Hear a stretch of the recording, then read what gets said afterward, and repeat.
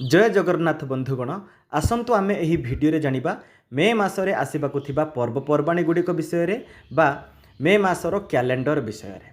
तो 1 तारिख शुक्रवार दिन रही बुद्ध पूर्णिमा, चंदन पूर्णिमा, बैशाख व्रत समापन, पंडित रघुनाथ मुर्मू जयंती आउ एही दिन श्रमिक दिवस रही। तापरे 2 तारिख शनिवार दिन रही नारद जयंती आउ सत्यजित रायंकर जन्मदिन रही।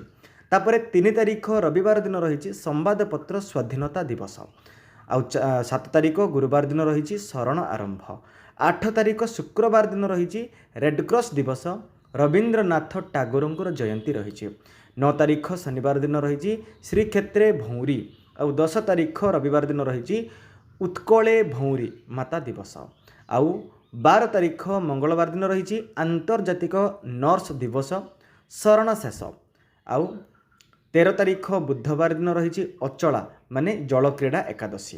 तापरे 14 तारिख गुरुवार दिन रही मासांत।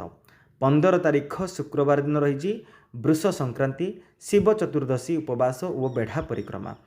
16 तारिख शनिवार दिन रही सावित्री अमावास्या आउ शनि जयंती।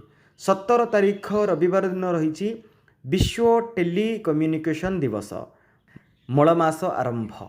तापरे 18 तारिख सोमवार दिन रही द्वितीय चंद्र दर्शन व पूजा। 21 तारिख गुरुवार दिन रही राजीव गांधी मृत्यु दिवस आउ 22 तारिख शुक्रवार दिन रही राजा राममोहन राय जयंती।